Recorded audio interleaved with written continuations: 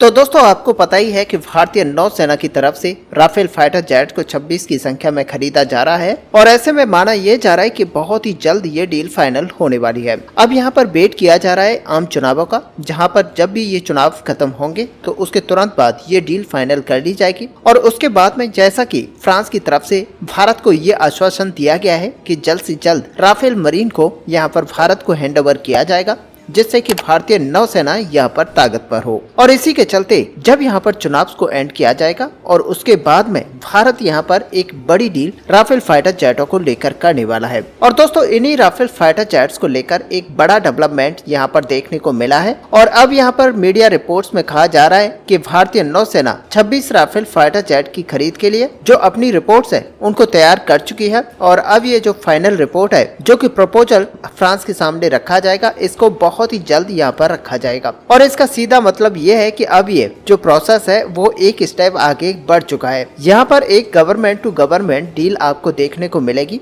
और ऐसे में आप जानते हैं कि गवर्नमेंट टू गवर्नमेंट जब डील यहाँ पर होती है तो बहुत ही जल्दी एग्जीक्यूट भी होती है। और आप मानकर चलिए कि ये पूरी जो डील है वो 50,000 करोड़ के आसपास होने वाली है। और जो राफेल फाइटर जेट्स की डायरेक्ट परचेज है वो भारतीय नौसेना के द्वारा की जाएगी। दरअसल आपको बता दें कि एक लंबे और लेंथी टेंडर प्रोसेस को यहाँ पर बाईपास करने की कोशिश की जा रही है और उसी के तहत यहाँ पर G2G डील को रखा गया है। हालांकि अभी जो फाइनलाइज है यानी कि डील जो फाइनलाइज की जानी है वो एक स्टेप आगे बढ़ चुकी है, लेकिन अभी कंप्लीट नहीं हुई है। और आपको एक चीज और बता दें कि अभी जो प्राइस नेगोशिएशन है और साथ ही जो चीजें यहाँ पर भारतीय नौसेना के द्वारा सुनिश्चित की जाएंगी और उसके बाद में यहाँ पर आगे की कार्यवाही को किया जाएगा। हालांकि दोस्तों अगर फैक्टर्स की यहाँ पर बात की जाए तो यहाँ पर जो प्राइस है ये एक इम्पोर्टेंट रोल निभाएंगे और भारत इसको खरीदने के लिए प्रतिबद्ध है। और ऐसे में भारतीय नौसेना इसको खरीदने को लेकर पीछे नहीं हटेगी और राफेल के जो प्राइस नेगोशिएशन है वो किए जाएंगे, लेकिन प्राइस नेगोशिएशन में थोड़ा सा ऊपर नीचे भी होता है, तब भी राफेल मरीन को यहाँ पर परचेज किया जाएगा।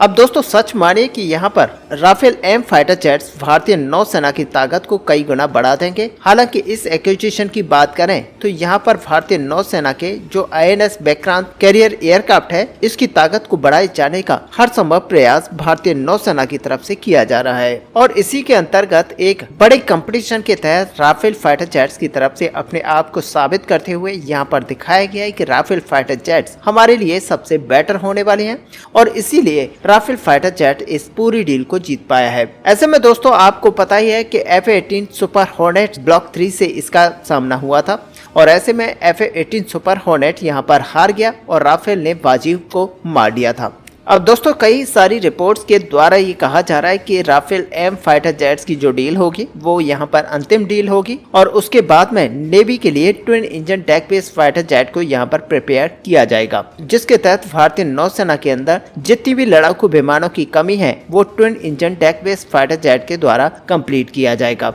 हालांकि भारतीय नौसेना की तरफ से कुछ स्पेशल अपनी डिमांड्स रखी गई हैं जो कि इस डील को और भी ज्यादा कॉम्प्लेक्स बना रहे हैं। ऐसे में आपको बता दें कि भारतीय नौसेना का यहाँ पर सीधे कहना है कि जो इंडियन बेड वेपन सिस्टम है वो इसके अंदर लगाए जाएंगे और फ्रेंच वेपन सिस्टम को एक्वायर यहाँ पर करना चाहते हैं। और अभी इनिशियल लेवल पर यहाँ पर डिसॉल्ट एविएशन को इससे कोई प्रॉब्लम नहीं है। हालांकि आपको ये भी बता दें कि डिसॉल्ट एविएशन की तरफ से हमारी मिसाइल्स और अन्य हथियारों को लेकर इंटीग्रेशन को लेकर कभी भी कोई दिक्कत नहीं रही है। और अक्सर आपने देखा होगा कि जब यहाँ पर पिछले समय में राफेल फाइटर जेट के अंदर भारतीय हथियारों को लगाने की बात यहाँ पर की जा रही थी, यानी कि भारतीय मिसाइलें और गोला बारूद को यहाँ पर इंडक्ट इस फाइटर जेट के अंदर कराना था, तब भी डिसॉल्ट एविएशन की तरफ से यहाँ पर अप्रूवल दे दिया गया था। अब दोस्तों आपको पता ही है कि डिसॉल्ट एविएशन के ग्रुप के साथ यहाँ पर इस फाइटर जेट की डील को लेकर बातें चल रही है और साथ में इस फाइटर जेट और अन्य फाइटर जेटों के अंदर जो इंजन्स को यहाँ पर मॉडिफिकेशन करते हुए इम्प्लीमेंट कराना है उसको लेकर भी बात की जा रही है। और ऐसे में आपको आने वाले समय में ये देखने को मिलेगा कि राफेल फाइटर जेट के अंदर इन्हीं वेपन सिस्टम को यहाँ पर इंडक्ट कराया जाएगा। ऐसे में रिपोर्ट्स के अंदर ये कहा जा रहा है कि भारतीय नौसेना ये चाहती है कि इंडियन मेड वेपन सिस्टम है इसमें अस्त्रा BBR मिसाइल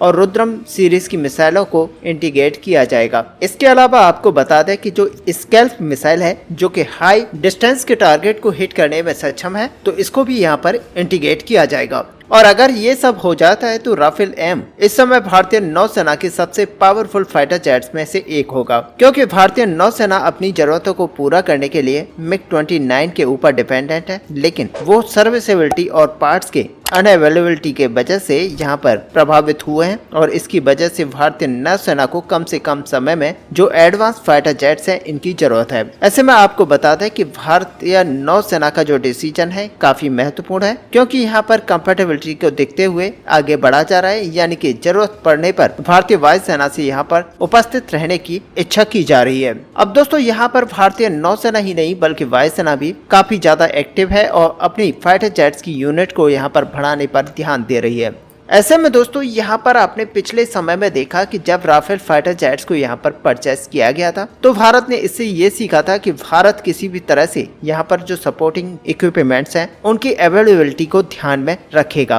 और ये जरूरी भी है क्योंकि भारत को या फिर किसी भी अन्य देश को यहाँ पर अपने फाइटर जेट्स को मेंटेन करने के लिए हर पार्ट की यहाँ पर जरूरत होती है और इन पार्ट्स को भारत लोकल तरीके से बनाकर अपनी जरूरतों को पूरा कर सकता है। और इसी के ऊपर ध्यान दिया जा रहा है कि राफेल जैसे फाइटर जेट के अंदर जो भी इक्विपमेंट और अन्य कई सारे क्रिटिकल कंपोनेंट्स होते हैं उनकी सर्विसेबिलिटी और साथ ही उनकी अवेलेबिलिटी को ध्यान में रखते हुए भारत की तरफ से लोकल कंपनियों को इसका टेंडर दिया जा रहा है और ये ध्यान में रखा जा रहा है कि लोकल कंपनीज इसको सही टाइम पर सही तरीके से बनाकर भारतीय नौसेना और वायुसेना को प्रदान करें, ताकि भारतीय नौसेना वायुसेना इनके मेंटेनेंस को अच्छे से देख पाए। और दोस्तों साथ ही आपको बता दें कि यहाँ पर इसी चीज पर आगे बढ़ते हुए और इस सेक्टर के अंदर आत्मनिर्भरता को यहाँ पर हासिल करते हुए हिंदुस्तान एरोनॉटिक्स लिमिटेड इस समय डसल्ट एविएशन के राफेल फाइटर जेट के अंदर जो इंजन इस्तेमाल किए जाते हैं उनको बनाने वाली कंपनी के साथ एक महत्वपूर्ण समझौते पर काम कर रही है, और ये पार्टनरशिप जो होगी इसके अंदर उन पार्ट्स का यहाँ पर निर्माण भारत के अंदर किया जाएगा जो कि इस फाइटर जेट के अंदर इस्तेमाल किए जाते हैं। ऐसे में न केवल यहाँ पर भारत के अंदर ही इन कंपोनेंट्स का निर्माण किया जाएगा बल्कि एक एडवांस MRO फैसिलिटी भी भारत के अंदर ही राफेल फाइटर जेट्स की बनाई जाएगी, जहां पर भारतीय वायुसेना और भारतीय नौसेना के जो राफेल फाइटर जेट्स हैं इनको MRO सपोर्ट यहां पर प्रदान किया जाएगा।